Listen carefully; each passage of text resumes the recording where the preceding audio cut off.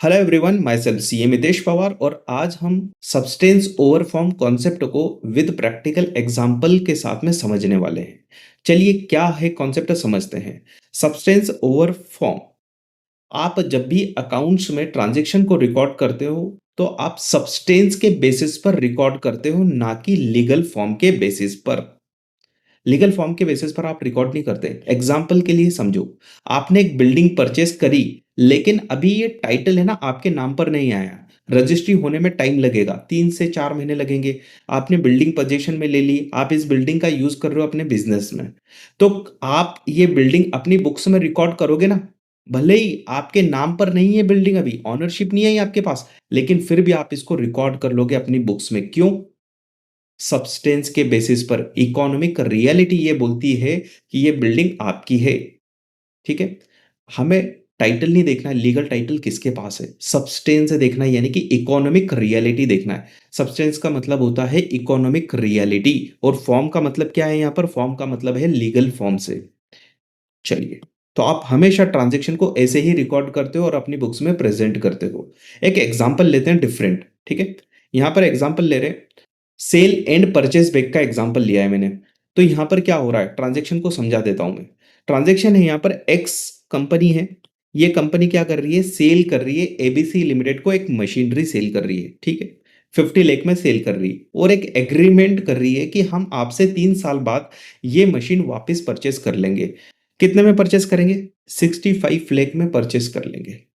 तो यहां पर लीगली अगर देखा जाए, तो लीगल टर्म्स में देखा जाए, लीगल फॉर्म देखा जाए, तो यहां पर सेल का ट्रांजैक्शन हो रहा है ना? क्या हो रहा है? सेल का ट्रांजैक्शन हो रहा है, और एक ट्रांजैक्शन, एक एग्रीमेंट हो रहा है फ्यूचर में कि हम फ्यूचर में परचेस करेंगे। अब यहां पर आप देखो, तो लीगली तो क्या बोला जा रहा है? यहां पर ट्रांसफर हो रही है, मशीन सेल हो रही है। लेकिन इकोनॉमिक रियलिटी की बात करें, सब्सटेंस की बात करें, तो क्या ये सेल हो रहा है क्या एक्चुअल में? नहीं, यहां पर सेल नहीं हो रहा है। रियलिटी में बोलूं तो ये तो एक लोन एग्रीमेंट हो गया। हम क्या कर रहे हैं? हम सेल कर रहे हैं 50 लाख में, और 65 में वापस से क्या कर लेंगे? परचेस कर लेंगे। तो 15 लाख एक्स्ट्रा क्यों पे कर रहे हैं? हम इंटरेस्ट पे कर रहे हैं। रियलिटी में देखा जाए तो ये मशीन हमारे पास में ही है, हमारे पास से तो गई नहीं कभी। तो हम यहाँ ट्रांजैक्शन को समझे तो यहाँ पर रियलिटी में क्या हुआ, ये तो लोन का ट्रांजैक्शन है, ना कि सेल्स का ट्रांजैक्शन है। ठीक है। ट्रांजैक्शन समझ में आ गया। चलो, इसके अकाउंटिंग कैसे करते हैं समझते हैं। तो बताओ, आप अपनी बुक्स से क्या यहाँ पर असेट्स को डी रिकॉग्नाइज करोगे? नहीं करोगे। यानी कि सेल दिखाओगे क्या यहाँ पर? नहीं दिखाओगे। फिर क्या दिखाओगे? यहाँ पर आप रिकॉर्ड करोगे लोन को। आपने लोन लिया उसको रिकॉर्ड करोगे, और क्या रिकॉर्ड करोगे? यहाँ पर रिकॉर्ड करोगे आप इंटरेस्ट चार्जेस। चलिए, देखते हैं। तो अकाउंटिंग एक्स कंपनी के बुक्स में इनिशियली जनरल एंट्री क्या करोगे? बैंक अकाउंट डेबिट, आपके पास क्या आया? अमाउंट आया। और क्रेडिट क्या करोगे? लोन अकाउंट को क्रेडिट कर दोगे। चलिए, यहां पर हो गया। अब ईयर एंड पर आप क्या करोगे? इंटरेस्ट रिकॉर्ड करोगे ना, फाइनेंस चार्ज रिकॉर्ड करोगे। तो यहां पर फाइनेंस कॉस्ट क्या आ रही है आपकी? 5 लाख। यहाँ पर क्या करा, हम एग्जाम्पल समझ रहे हैं, तो यहाँ पर हमने 15 लाख का जो इंटरेस्ट दे रहे हैं उसको डिवाइड कर दिया over the period of 3 year, है ना। 5-5 लाख हम हर साल क्या करेंगे? हम यहाँ पर डेबिट करते जाएंगे, और ईयर एंड में ये क्या हो जाएगी? हमारी लाइबिलिटी कितनी हो जाएगी? हमारी लाइबिलिटी 65 लाख हो जाएगी। ठीक है। तो यहाँ पर हमने ये रिकॉर्ड कर लिया, 5 लाख का इंटरेस्ट कॉस्ट। अब बैलेंस शीट की बात आती है, तो बैलेंस शीट कैसे दिखेगी आपकी? बैलेंस शीट में आप आपका लोन दिखेगा, लायबिलिटी साइड क्या दिखेगा? लोन दिखेगा 55 लाख का।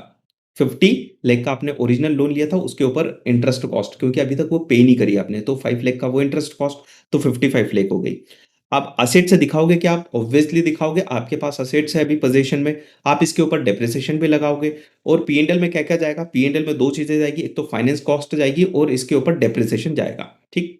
तो अभी मैंने डेप्रिसिएशन का पीरियड वगैरह कुछ नहीं लिया, इसलिए मैं चार्ज नहीं कर रहा हूँ। डिस्क्लोजर आपको क्या देना पड़ेगा? नोट्स में दिखाना पड़ेगा। क्या दिखाना पड़ेगा आपको नोट्स में?